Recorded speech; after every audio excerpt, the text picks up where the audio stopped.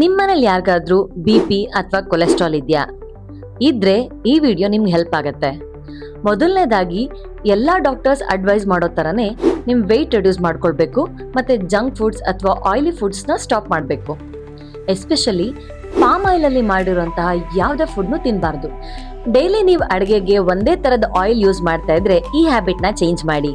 For example 2 months ನೀವು groundnut oil use ಮಾಡಿದ್ರೆ next 2 monthsಗೆ sunflower oil use ಮಾಡಿ. So ಈ ತರ ನೀವು ರೈಸ್ ಬ್ರ್ಯಾನ್ ಆಯಿಲ್ನ ಅಥವಾ ಇಲ್ಲಾಂದ್ರೆ ಆಲಿವ್ ಆಯಿಲ್ ಈ ತರ ಡಿಫ್ರೆಂಟ್ ಆಯಿಲ್ನ 2 months ಒಂದ್ಸತಿ ಚೇಂಜ್ ಮಾಡಿ.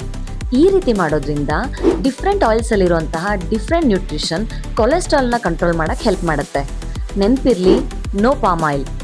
ರೀಸೆಂಟ್ ರಿಸರ್ಚ್ ಪ್ರಕಾರ ಡೈಲಿ 2 ವಾಲ್ನಟ್ ಮತ್ತು 4 ಬಾದಾಮಿ ತಗೊಳ್ಳೋದ್ರಿಂದ ಕೊಲೆಸ್ಟ್ರಾಲ್ ಕಡಿಮೆ ಆಗಿರುವಂಥ ರಿಸಲ್ಟ್ಸ್ ಕೂಡ ಇದೆ. ಇದ್ರ ಜೊತೆ ನೀವು 1 ಬೌಲ್ ಪೊಮೊಗ್ರಾನೇಟ್ ತಗೊಂಡ್ರೆ ತುಂಬ ಒಳ್ಳೆಯದು. ನೀವೇನಾದರೂ ನಾನ್ ವೆಜಿಟೇರಿಯನ್ ಆಗಿದ್ದರೆ ಸೀ ಫುಡ್ಸ್ನ ಅವಾಯ್ಡ್ ಮಾಡಿ ಅದ್ರ ಬದಲಾಗಿ ಚಿಕನ್ನ ಯೂಸ್ ಮಾಡಿ.